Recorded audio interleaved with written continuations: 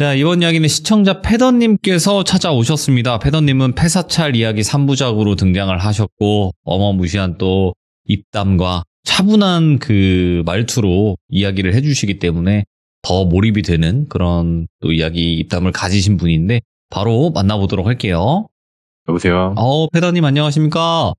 네, 안녕하세요. 네, 24년에는 진짜 좋은 일만 가득하시길 바라는데 항상 새해 복 많이 받으시고 아프지 마시고 건강하시기 바라겠습니다. 네, 감사합니다. 네. 자, 패더님 일단은 여러 가지 이야기들 뭐 폐사찰 이야기 아니면 또 폐사찰의 비하인드 이런 이야기까지 다 들려주셨는데 오늘 해주실 이야기는 어떤 이야기가 될까요? 원래 제가 요번부터 그 인형의 부활에 관련된 이야기를 시작하려고 했었는데 예. 시즌2. 네. 네, 근데 제가 저번 주부터 갑자기 너무 많이 바빠졌거든요. 예. 그래서 오늘 하기에는 제가 준비가 약간 미비한 것 같아서 네. 그냥 제가 겪었던 것 중에 현실 공포에 좀 가까웠던 일들 중에 갑자기 생각난 게 있어서 그걸 맞아. 한번 얘기해볼까 합니다. 패더님이 저번에도 지나가듯이 말씀을 하셨지만 현실 공포도 많이 겪으셨다고 했어요. 네네. 근데 패더님이 겪은 현실 공포 정말 들어보고 네. 싶습니다. 우선은 현실 공포가 제가 크게 몇 개는 있는데 네. 우선 전기 기사 일할 때와 예. 그 임상 심리사로 일할 때가 있는데 오늘 제가 들려드릴 얘기는 전기 기사를 하다가 몸이 안 좋아서 잠깐 쉬고 그 샤시를 아는 분 걸 도와줬는데 그 얘기를 한번 해보려고 합니다. 샤시일이면 이제 집에 가가지고 샤시 달아주고 네. 좀 이런 일인 것 같아요? 네, 맞습니다. 알겠습니다. 그럼 바로 출발을 해보도록 하겠습니다. 렛츠가! 네, 길이십니다. 패더예요.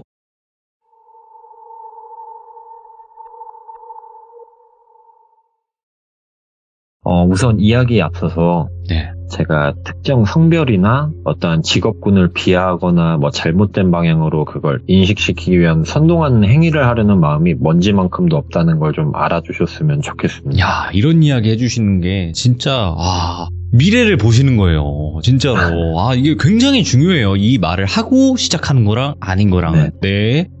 네, 우선은 현재 우리 귀족 여러분들도 그렇고 보통 가구 단위가 싱글부터 커플 혹은 부부 혹은 뭐 몇 인 이상이 되는 대가족도 있을 거고 여러 가족 구성원의 형태를 띠고 살고 계실 텐데요. 네. 오늘은 모든 분들이 피해자가 될 수 있음을 얘기 드리고 이제 이야기를 시작하겠습니다. 알겠습니다. 제가 20대 중후반 때 겪은 일인데요. 그 당시에 제가 이제 전기 일을 하다가 몸이 정말 안 좋아서 쉬고 있을 때였어요. 근데 A 형님이라고 샤시 대리점을 이제 차려서 운영을 막 시작하셨는데 일손이 부족하다고 지원을 부탁하는 전화 한 통이 왔어요. 그 통화 내용은 이제 공사하는 데가 사람이 살고 있는 집에 개보수를 하러 가는 거라 거기는 보통 원데이 시공이라 그래서 즉 하루 안에 시공이 끝나야 하거든요. 근데 평수가 커서 막 창들이 많은 집들은 사람이 많아야지 하루 안에 끝낼 수 있다고 하더라고요. 여기서 아까 말씀드린 개보수란 단어는 개수와 보수를 이제 아울러 말하는 건데 새로 샤시를 하는 것과 기존 샤시를 보수받는 거를 뜻하는 말이거든요. 네. 좀 세네요, 억양이. 네. 그쵸. 그래서 회의는 제가 원래 하던 일보다는 이제 뭐 거의 반도 안 돼서 많이 망설이긴 했지만 A 형님 친구이자 저랑 약간 아삼육 사이인 B 형님이 그 현장에서 근무를 하셨거든요. 그래서 같이 일하면 재미있겠다 싶기도 했고 일이 많아야 뭐 일주일에 3회에서 4회 정도라고 해서 저는 오케이를 했어요. 그렇게 난생 처음 샤시라는 일을 하러 나가게 돼요. 뭐 아는 사람 그것도 나이 차이는 있지만 가장 친한 형님이랑 일을 하니까 재밌기도 너무 재밌었고 새로운 일을 배우다 보니 시간이 금방금방 흘러가더라고요. 네. 나가서 한 달 정도 일을 하면서 어느 정도 일머리가 생길 때쯤 20대 초반의 남자애가 직원으로 들어왔어요. 그 20대 남자애를 변남이라고 할게요. 변남이? 네.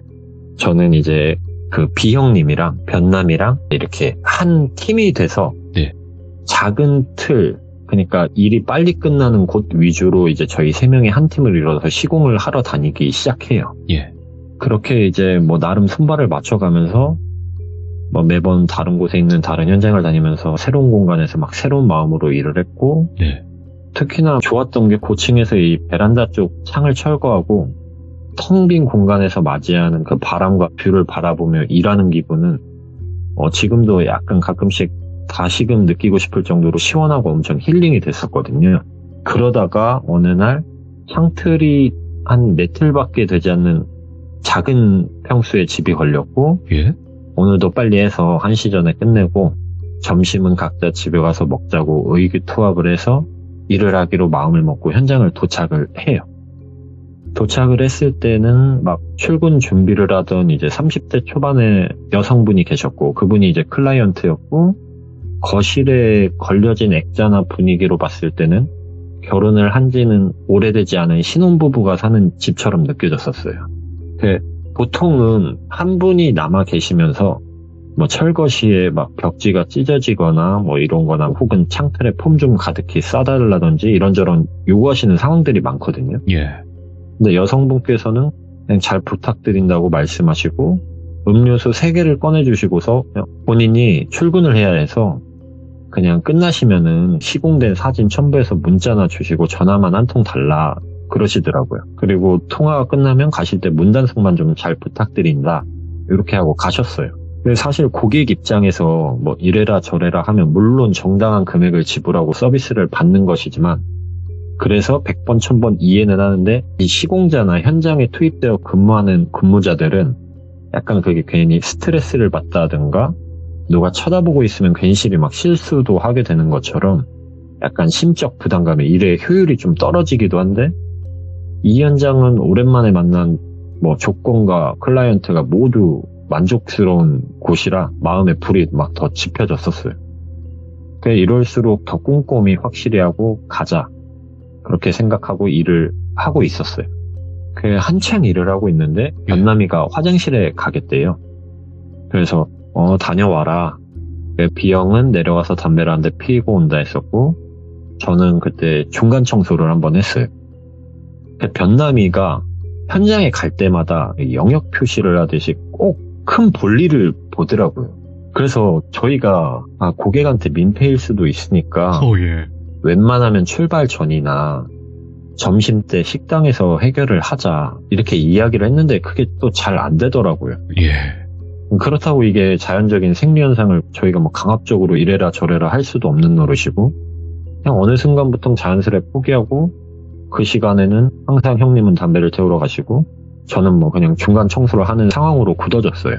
네, 그렇게 한 10여 분 지나고 볼일을 보고 나왔고, 제가 환풍기를 틀고 냄새 빠지게 문 좀 열어놓으라 그렇게 얘기를 하고, 또 일을 하면서 어느 정도 시공이 마무리되어 가고 코킹을 하려고 이제 실리콘 총을 들고 저는 앞 베란다에서 뒷 베란다로 이동하다가 문득 화장실을 봤는데 생각보다 작은 집인데도 화장실이 엄청 넓더라고요. 집 평수는 엄청 작은데 통돌이 세탁기가 화장실 안에 들어가 있었고, 심지어 욕조도 있어서 와 여기 진짜 화장실 크다라고 생각하고 그냥 하던 일을 마저 했어요.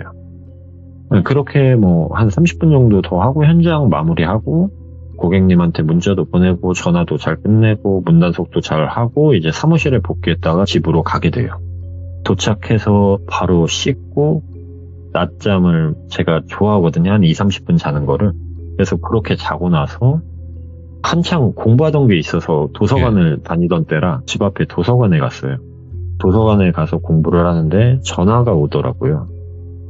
그 A형님 사장님 있잖아요. A형님한테 전화가 왔고, 전화를 받는 순간에 그 누군가 이렇게 전하면 그 문자 콜백이라 하나요? 그게 찍히잖아요. 그게 B형한테도 와 있더라고요. 그래서 뭐 이 형들이 지금 뭐 짰나? 하고 전화를 받았어요. 네, 여보세요 했더니 여보세요.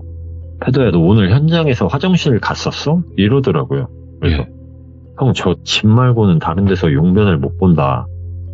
정말 급한 뭐 소변일 때나 어쩔 수 없이 사용은 한다지만 저는 큰 볼일은 집에서밖에 못 본다. 그러고 오늘 고객님 집에선 변남이만 화장실을 갔고 B형도 아마 안 갔을 거다 라고 했더니 지금 여자 고객님한테 전화가 왔는데 화장실에 빨래 바구니에 있던 팬티 한 장이 없어지셨다는 거예요. 와, 예. 근데 이게 본인이 착각일 수도 있어서 돌아간 빨래부터 소고칸까지 다 뒤져봤는데 그 팬티가 없어지셨다고 하더라고요. 예. 근데 확실한 뭔가는 없으시니까 막연하게 화를 낸다기보단 이런 일이 있었는데 조심 좀 해줬으면 좋겠다라는 취지의 통화가 왔었다고 하더라고요. 그래서 아니 변남이만 들어갔는데 설마 뭐 걔랑 벌써 몇 주를 봤는데 뭐 애가 그럴 애는 아닐 텐데 혹시 변남이랑도 통화해봤어요? 했더니 아니 너랑 통화 끝나면 통화해보려고 하는데 어떻게 해야 될지 모르겠다라고 하시더라고요. 그래서 저는 지금 통화해서 이야기한다고 만약 걔가 범인이면 달라질 건 없고 혹여나 변남이가 그런 게 아니라면 또 고객님의 착각이라면 사회 초년생에 이런 힘든 일을 하면서 마음의 상처까지 받으면 이게 평생의 상처가 될 수도 있다. 그러니까 고객님께서 어쨌든 마음이 불편하고 기분 언짢은 일이시지만 아직 100%의 확신이 있으신 것도 아니고 조심해달라는 취지의 통화를 주신 거니 제가 다른 현장을 다닐 때 한번 지켜보겠다 이렇게 이야기를 했어요. 그리고 나서 A형이 일부러 그런 건진 모르겠는데 한동안은 사람 사는 집이 아니라 빈집 위주로 이제 공사를 넣어주더라고요. 네, 그렇게 뭐 한 2주 정도 지나고 또 이제 개보수를 하러 들어가는 집이었고 14틀이 있는 대형 평수의 집이었고 그날은 이제 뭐 저희 팀이랑 원팀, 뭐 부장님 팀이랑 같이 한 곳으로 들어가게 됐어요. 총 7명이 들어갔고 이러면 안 되는데 어느 순간부터 저도 모르게 변남이를 의심하고 행동을 관찰하게 됐어요. 네, 그날도 부장님이랑 B형이랑 같이 올라갔고 변남이랑 다른 분들은 엘리베이터 그 보양을 하고 아래에 내려가서 1층에 그 교체할 샤시를 사다리차에 올려주는 역할을 맡았어요. 예. 저는 위에서 공구들을 세팅하는 척하면서 빨래통이 혹시 근처에 보이는지 여기저기 막 살펴봤고 다행히 거기는 빨래통을 미리 정리해두어서 우선 마음에 작은 안도를 하고 일을 하게 돼요. 다행히 뭐 그날도 별다른 일은 없이 무사히 진행되었고 그러니까 항상 그랬던 것 같아요. 그 이후로 일을 할 때 들어가서 빨래통이나 빨래더미를 먼저 찾아보고 이제 그 분께 이거 치워주시면 좋겠다. 여기 이제 이런 문제가 있을 수도 있으니 뭐 그래서 그런 식으로 일을 하게 됐는데 그러다 하루는 이제 부장님 팀도 그렇고 저희 팀도 그렇고 일찍 끝나서 외곽 지역으로 나가면 있는 그런 오리백숙집들 있잖아요. 그런 데 가서 이제 잡아놓고 먹으러 간 날이었는데 맛있게 먹고 그 앞에서 족구도 차고 재밌게 놀긴 했지만 이게 외곽이다 보니까 대리기사님을 부르기가 멀어서 술을 안 마셨어요. 예. 그래서 이분들이 이제 저희 사무실 쪽으로 와서 치킨집에 가서 2차를 가게 돼요. 저는 변남이를 그 사건 이후로 의심을 줄고 태우곤 있었는데 한편으론 내가 잘못 생각한 거면 어쩌나에 대한 걱정도 하고 있긴 했어요. 네. 저희 둘이 사이가 나쁜 편이 아니었거든요. 변남이가 원하는 공부를 제가 돕는 사이였었고 그래서 그날 치킨집에서 술을 먹다가 변남이의 원룸에서 저랑 B형이랑 자기로 해요. 저랑 B형은 집은 사무실에서 거리가 조금 있었고 네. 변남이네 집은 사무실에서 걸어서 2분도 채 걸리지 않는 곳이었어서 여기서 자고 아침에 다 같이 움직여서 출근을 하자 이렇게 정하고 가게 되죠. 편의점에 먼저 들려서 뭐 칫솔이랑 다음날 신을 양말이랑 뭐 이런 것 저런 거 사고 변남이 집에 좀 두고 먹으라고 음료수랑 라면, 볶음밥 같은 걸 사서 올라갔어요. 여기서 제가 성격도 엄청 예민하지만 저 오감 자체가 정말 남들보다 엄청 민감하고 예민하거든요. 맞죠. 예. 그 한때 제가 사용하던 사무실이 5층이었는데 1층 주차장에서 들어오는 그 배기 소리가 아니라 차의 엔진 소리나 어떤 특정 소리만으로도 제가 직원이나 청소 아주머니나 아래층 사장님이 오는 걸 알 정도로 이게 좀 민감했고 네. 뭐 도시락통에 들어있는 가방 냄새만 맡아도 저는 반찬을 유추할 정도로 그냥 전체적인 감각에도 조금 예민하거든요. 근데 그날 딱 그 원룸에 가서 방문을 여는데 살면서 난생 처음 맡는 엄청 불쾌한 냄새가 코를 찌르더라고요. 뭐 진짜 이거는 어떠한 냄새랑 비슷하다란 냄새가 전혀 없어요. 예. 그래서 제가 인상을 잔뜩 찌푸리고 B형을 봤어요. 근데 형님은 둔감한 건지 그냥 방 생각보다 크네 라면 들어가시더라고요. 와, 난 신발장에만 있는데도 그 냄새가 너무 역해서 편두통이 바로 올라올 정도였는데 저 두 사람은 멀쩡한가? 생각하면 우선 들어갔어요. 가서 저는 이제 기분이 상하면 안 되니까 와, 나 너무 더워서 그런데 창문 좀 열어도 되냐고 그랬더니 덥죠? 하더니 이제 열어주더라고요. 어디서 나는 냄새인지도 모를 만큼 방에 그 냄새가 가득 찼고 어떤 느낌이냐면 이 냄새가 색으로 보이는 느낌이에요. 이렇게 방 안 자체가 누렇게 색깔이 보이듯이 그 냄새가 너무 꽉 차 있다 생각해야 되나? 그 냄새가 시각적으로도 보일 정도로 고약하다라고 표현하는 게 맞을 것 같아요. 그렇게 막 입으로 숨 쉬면서 나오는 헛구역질을 참다가 한 5분 정도가 지났나? 서서히 냄새도 빠지고 후각이 좀 둔해지더라고요. 그 냄새랑 막 싸우고 있는데 변남이가 누구 먼저 씻으실래요? 라고 물었고 저는 남자지만 씻는데 30분 이상이 걸려서 마지막에 씻기로 하고 B형이 이제 볼일을 보면서 바로 씻겠다 해서 먼저 들어갔어요.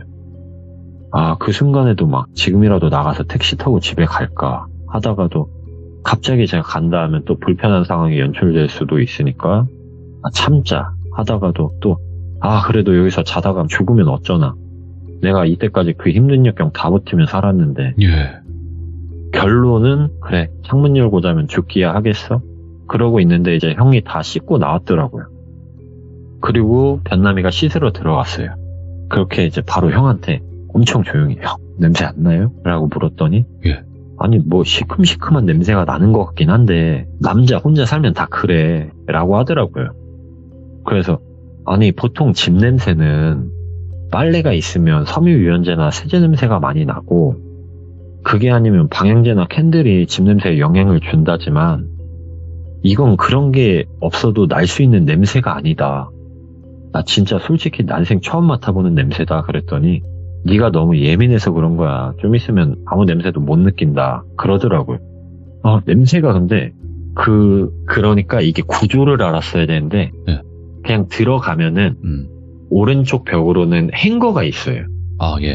옷을 거는 행거가 가득 있고 왼쪽으로는 침대 그리고 침대 아래쪽으로는 컴퓨터 이렇게 있는데 행거 쪽에서 유난히 그 냄새가 심한 것 같더라고요.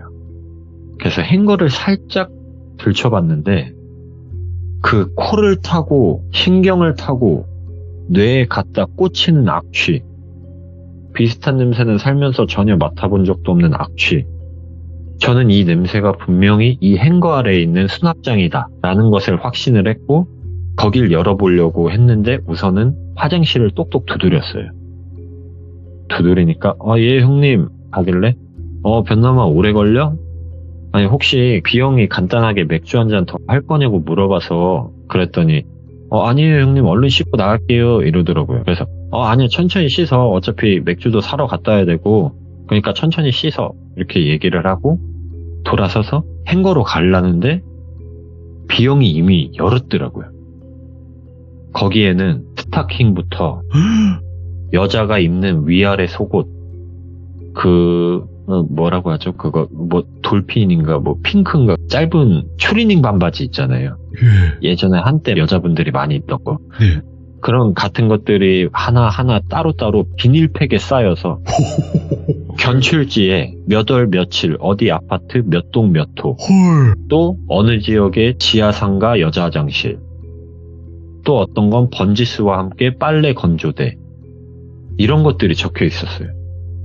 와 순간적으로 저는 너무 놀라서 아무것도 못하고 있었는데 형이 사진을 막 찍더라고요. 그리고 바로 문을 닫고 행거를 원래대로 되돌려 놓고 우선 조용히 하라고 그거 서로 최대한 아무렇지 않은 척 하자면서 침대에 기대 앉아서 형이 인스타그램을 켰고 제가 그걸 같이 보는 이런 모습을 해놨었어요. 저희가 연출을 했죠. 귀신을 봐도 떨지 않던 손이 막 덜덜 떨리더라고요. 아무튼 그렇게 시간이 조금 지난 후에 변남이가 나왔고 한 잔 더 하실 거냐고 묻는 순간에 우선 이 사람에 대한 더럽고 추악함보다 이 죄의식 없는 사람의 양면성에 대한 충격이 그 당시 너무 이게 커가지고 내가 아까부터 사실 계속 머리가 너무 아파가지고 근데 분위기를 해칠까봐 더 있으려 한 건데 더 이상 이게 두통이 너무 심해져서 내가 병원에서 처방받아서 먹는 약이 있는데 그걸 먹어야 될 것 같다. 그냥 택시 타고 가려는데 형이 걱정된다고 그냥 여기 대리기사님 불러서 나 내려주고 형도 집에 간다고 한다. 미안하고 다음에 대신 다시 정식으로 초대해주면 맛있는 거 많이 사와서 놀자라고 했더니 목소리가 조금 바뀌었어요. 아, 머리 아프시면 뭐 그러셔야죠. 일반 두통약으로 안 되세요? 막 이렇게 약간 퉁명스럽게 얘기하더라고요. 예? 그래서 아니 약국에서 파는 약으로는 안 가라앉는다. 과거에 내가 심하게 머리를 다쳤어서 뭐 대충 그런 식으로 둘러댔어요. 그랬더니 그럼 대리 부르시고 전화 오면 내려가서 담배 한 대 피면 되겠어요 라고 하더라고요. 그래서 그래 그러자. 진짜 미안해 라고 했어요. 그렇게 약간 불편한 공기를 공유하면서 B형은 이제 대리기사님을 배정받기 위해 연락을 기다렸고 그 변남이는 베란다 쪽에서 바깥 공기라도 좀 쐬시라고 해서 베란다에서 이제 바깥을 보는 신용만 하면서 머릿속으로 이걸 어떻게 해야 되지? 나가자마자 경찰을 불러야 될까? 이런 고민을 하던 와중에 갑자기 야 이 멍청이야 막 하면서 욕을 하더라고요. 그 욕을 B형이 했어요. 그리고 제가 그 소리를 듣고 깜짝 놀라서 딱 본 방 안에는 변남이가 과일 깎는 그 조그만 과도로 B형 다리를 이미 찔렀고 그 찔른 칼을 빼려는 변남이랑 그걸 못 빼게 손을 잡고 있는 B형이 보였어요. 당시에 뭐 어떤 생각도 못하고 달려가서 그냥 잡아서 던졌어요. 변남이를. 그리고 형을 부축하고 나가려고 하는데 제가 던진 쪽이 부엌 쪽으로 던지니까 부엌 쪽에 칼을 잡고 니네 다 봤지? 다 봤잖아. 개 머머들아 라면서 막 욕을 하더라고요.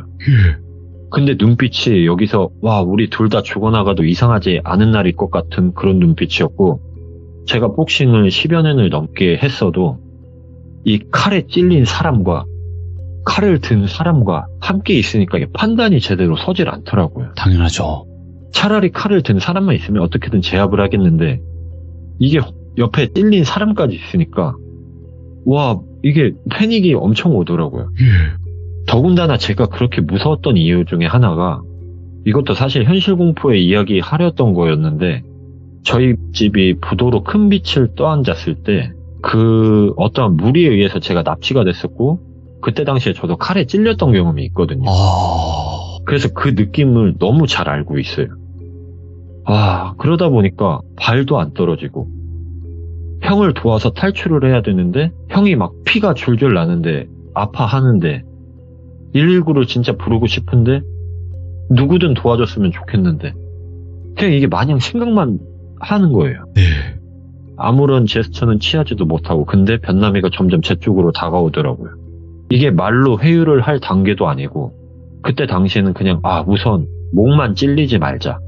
다른 데 뭐 찔려도 어떻게든 살면 되니까 목만 좀 피하자라는 생각으로 먼저 달려들었고 역시나 칼을 휘둘렀고 다행히 이제 제가 양손으로 쳐내면서 제 왼손 등에 칼이 박혔고 그대로 이제 바디블로우라고 이제 갈비뼈로 쌓여진 간 중에서 제일 하단 부분은 보호받지 못하고 노출되는 공간에 간이 있어요. 야, 그거 맞으면 쓰러지지. 때리는 동작이라고 아시면 될 텐데 제가 바디블로우를 한 2-3대 때렸던 것 같아요. 와. 그러고 다행히 타격이 먹혀서 제가 바로 뛰어나가서 문을 열고 도어 스토퍼를 내려놓고 이대로 가면 또 제가 일어나서 형을 찔릴 수도 있으니까 바로 이제 문을 열어놓고 형을 부축해서 일어서면서 그 문이 열려있으니까 거기에 대고 막 소리를 질렀어요. 사람 살려주세요. 사람 칼에 찔렸어요. 막 하면서 사람 살려주세요. 칼에 찔려서 피가 많이 나요. 막 소리를 엄청 질렀어요. 그렇게 부축해서 나가려는데 일어나더라고요. 일어나서 문을 쾅 닫고 니들 다 죽이고 나도 죽을 거라고. 그 어느 순간 숨이 돌아왔는지 잘도 버티고 서 있더라고요. 그래서 안 되겠다 싶어서 형을 베란다 쪽으로 그냥 던졌어요. 던지다시피 밀었고 아래에 그 형이 인스타 켜놨던 핸드폰을 주워서 바로 그냥 그 변남이한테 세게 던졌고 그 순간에 저도 베란다로 뛰어 들어갔어요. 그리고 문을 닫고 온 힘을 다해 버텼거든요.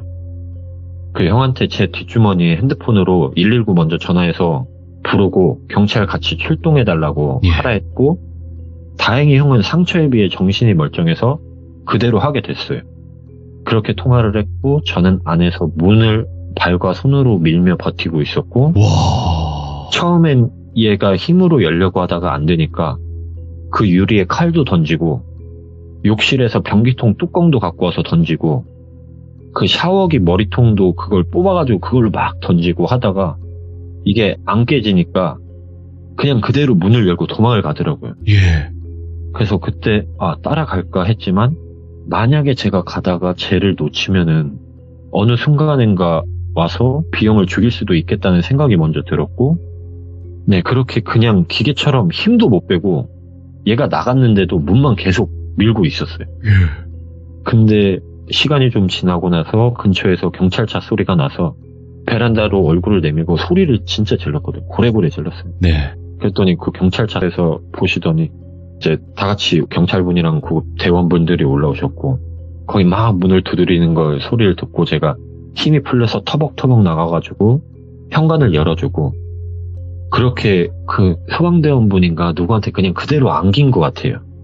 이게 정신은 있는데 정신은 있었지만 없었어요. 예. 눈은 뜨고 모든 걸 보고 있지만 인식을 못한다고 이야기해야 될 것 같아요. 그냥 계속 저는 그렇게 삐뽀 삐뽀 이 소리만 귀에 맴돌았고, 응급실에 도착해서 형은 처치를 받고 긴급수술을 했었고, 그나마 다행이었던 거는 한 달 정도 이후부터 걷는데 지장은 없었어요. 예. 저는 왼손에 아직도 그 칼에 그 상처. 꽂혔던 그 흉터가 아직 있거든요. 예. 근데 다행히 뭐 손을 사용하는 데 있어서 지장은 없고, 저는 그날이 있고 다음날 형의 병실에서 있다가 A형도 만나고 이제 B형 가족분들이 오셔서 이야기를 나누다가 자리를 피해드릴 겸 집으로 오게 돼요. 예. 그렇게 이제 사건은 어느 정도 마무리는 됐는데, 그리고 이후에 변남이가 잡혔어요. 당연히 검거되겠죠. 예. 예, 근데 얘가 알고 보니까 샤시는 신분 세탁을 위한 일이었고, 네.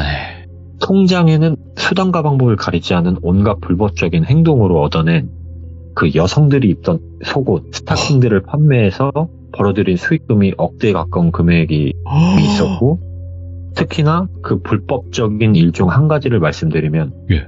현재는 헬퍼로 알려진 그런 사람들이 있잖아요. 아, 예. 그 당시에는 헬퍼란 말이 없었을 텐데, 예. 당시에는 그냥 재워주고 새 속옷을 주고 입던 속옷을 받는 행위를 했던 거예요. 예. 더 놀라운 건 이게 2010년부터 시작을 했던 거고, 그 행위를 같이 하는 일종의 그룹들이 있었고, 예. 나아가서 이 그룹의 일원이 과거 한국을 떠들게 했었던 특정 범죄의 연루자 중 한 명이라는 것도 알게 됐거든요. 야, 미친놈들이 여러분들이 진짜. 아는 몸범방 있잖아요. 그 중에 이 그룹이 있었더라고요. 예. 물론 디테일하게 설명하고 싶은데 예. 제가 법적인 지식이 부족해서 정도를 정하는 게 어려워서 이 정도로 이야기해야 될 것 같고, 이 정도만 얘기해도 다 여- 알죠. 예. 예, 여기까지 보면 뭐 주변에 있을 수도 있는 일이다 생각되실 텐데, 네. 이게 막상 그 자리에 있으면 정말 엄청난 공포이지 않을 수가 없거든요. 맞죠. 또 내가 알지도 못하는 사이에 내가 입던 속옷이 누군가의 욕정을 품는 대상이 되고, 시세가 정해져 있는 물건처럼 특정 가격에 매매가 이뤄지고 있다는 것도 큰 공포고, 네. 그치만 더 큰 공포가 뭐였냐면, 지금 1년 정도 됐거든요. 네. 우연찮게 변남이를 봤어요. 어? 저희 처가랑 예. 시가가 동물을 좋아해서 이제 한국에 들어온 지 얼마 안 돼서 처가 댁에 마당에서 키우던 강아지가 나이를 먹어서 무지개다리를 건넜거든요. 예. 그래서 이런저런 상의 끝에 유기견 보호소를 통해 입양을 받기로 했어요. 예. 그래서 밴드와 카페, 사이트들을 돌다가 제가 살고 있는 근방위 지역에 있는 유기견 센터의 강아지들을 보다가 봉사활동 관련 사진들이 쭉 있길래 헐. 보다 보니까 거기 변남이가 있더라고요. 예. 얼굴이 조금 많이 변했고, 그거는 이런 살을 뺐다던가 이런 게 아니라 성형을 한 것 같더라고요. 예. 그래도 저는 변남이란 걸 알았어요. 예. 그래서 제가 다행히 페이스북을 한번 뒤져봤더니 아직 친구가 남아 있더라고요. 예. 그래서 거기서 정보를 얻어서 인스타그램을 확인을 했는데 예. 성형도 한 개 맞고 현재는 봉사활동도 주기적으로 하고 순수하고 건실한 청년의 이미지로 세팅이 되어 있더라고요. 그리고 심지어는 연애도 하고 있더라고요. 근데 제가 드리고 싶은 말은 저는 이러한 류의 범죄자들에겐 자비가 없어요. 그럼요. 예. 예, 제가 가진 철학적인 측면에서도 네. 범죄자는 재활용이 되지 않는 쓰레기보다도 전 밑으로 두고 있거든요. 개인적으로 저는 수감 생활을 마쳐도 사실상 갱생되어 진심으로 반성하는 부류의 사람을 퍼센테이지로 따졌을 때 10%가 채 되지 않는다고 생각하거든요. 없다고도 들었습니다, 저는. 네, 그렇다고 심판자도 아닌 제가 네. 과거의 범죄자, 어쩌면 현재에도 범죄자일 수도 있을 변남이의 삶에 어디까지 침투해서 성범죄자답게 삶을 비극적으로 비참하게 살게 만들어야 하는 것인가도 의문이었고, 제가 만약 그렇게 변남이에게 시간을 쏟아서 미래의 피해자가 나오지 않는다면 좋겠지만, 예. 그렇다고 제가 일거수일투족을 감시하고 감독할 수 없는 노릇이고, 맞죠. 윤리적이고 도의적인 측면에서는 정말 이러지도 저러지도 못하는 상황에서 결국에는 현재는 저도 가정이 있기 때문에 지킬 것이 많아서 그대로 그냥 인스타그램을 껐어요. 네. 사실 한편으로 아주 작은 마음으로는 출소 사람이 정말 바뀌었을 수도 있겠지란 어쩌면 그 쿼크보다 작을 수 있다면 더 작은 단위의 믿음이 있었는데 네. 딱히 현재 어떠한 범죄가 성립이 된 것도 아니고 오히려 이게 저의 확증 편향에서 비롯된 오지랖이라고 생각돼요. 그냥 무시하고 살자라고 생각해서 그렇게 살게 돼요. 근데 이런 부류의 놈들이 여러분들이 출근할 때 마주하면 기분 좋게 인사하는 앞집 청년일 수도 있고 맞아요. 누가 봐도 부모님께 효심 지극해 보이는 아랫집 총각일 수도 있고 네. 저런 분이 아빠의 표본이다 싶을 정도로 가정적인 윗집 아저씨일 수도 있다는 거예요. 물론 모든 가해자가 남자뿐만은 아니에요. 여성도 있어요. 반대로 네, 여성이 될 수도 있어요. 시간이 되면 제가 미국에 있을 때 겪은 여성분 이야기를 들려드리고 싶은데 그거는 제가 다음 기회에 들려드리도록 하고 마지막으로 집에 리모델링이든 수리를 위해서 비워야 하는 상황이 생긴다면 꼭 속옷이나 빨래를 조심하세요. 이상입니다. 와, 근데 진짜 뼈 때리시네요, 패더님. 뼈 때린다라고 말씀을 드린 게 뭐냐면 갱생이 거의 불가한 수준이라고 하더라고요. 네. 야, 근데 이거는 생존담이기도 했어요. 패더님과 또 형님분의. 맞아요. 네, 왜냐면 단순한 그런 변남에서 끝나는 게 아니라 사람을 해하려고 했으니까요. 네. 네, 진짜로 와, 이 세상이 너무 무섭고 그리고 패더님은 귀신 이야기뿐만이 아니라 현실 공포 이야기도 완전 레전드네요. 보니까 보통 겪으신 게 아니에요, 이게. 그렇죠. 칼에 찔리는 확률이 일반적인 사람이 겪기 쉬운 일은 아니니까. 쉽지 않죠. 예, 쉽지 않아요. 그리고 지금 패더님께서 말씀하신 부분 중에서 범죄자들은 자신의 범죄 그런 이력이라든지 아니면 이런 걸 숨기기 위해서 보여지는 일을 먼저 한다고 하더라고요, 나오면. 맞아요. 네. 그러니까 나는 사회에서 이런 일을 하고 있어 하고 뒤에서 나쁜 일을 많이 한다고 하더라고요. 네. 네. 근데 그 부분 중에 하나이지 않았을까? 그 직업이 또 재수없게 그런 그쵸. 사람이 그 직업을 하필 또 선택을 했던 거죠. 네. 네, 그 세탁을 한다 저도 얘기를 많이 들었었는데 그 부분에 또 일종이 아닐까. 그러니까 어떤 직업이든 간에 우리 주변에 있다라는 거예요. 그런 걸 확인하고 뽑지 않는 이상은. 맞죠. 네, 오늘 패더님께서 이야기를 너무나 잘 들려주셨고 앞으로 또 우리 규정님들도 더 조심할 수 있는 계기가 되지 않을까 생각을 합니다. 네, 맞습니다. 네, 감사합니다. 예, 저도 감사합니다. 네. 새해 복 많이 받으세요. 새해 복 많이 받으세요. 네. 진짜 여러분들, 저도 이곳저곳 지인들이 범죄자를 만나는 일을 하는 또 지인도 있었고, 얘기를 좀, 많이 들었었는데요. 다 사실입니다, 이게. 많이 불편하시죠? 예, 불편한 게 진실이 될 때가 있어요. 여러분들. 저도 익히 너무 많이 들어와서 이미 좀 알고 있는 내용이기도 했고요. 네, 하지만 우리 규정님들 중에서 법적인 쪽이나 아니면 공무 쪽에서 주변에 또 친지 가족분들이 일하시는 거 아닌 이상은 우리가 알 수가 없어요. 네, 하지만 저도 이렇게 들어왔을 때, 와, 진짜 우리 상식을 넘어선 그런 일들이 지금도 벌어지고 있다라는 겁니다. 그러니까 여러분들도 항상 조심하시길 바랄게요. 감사합니다.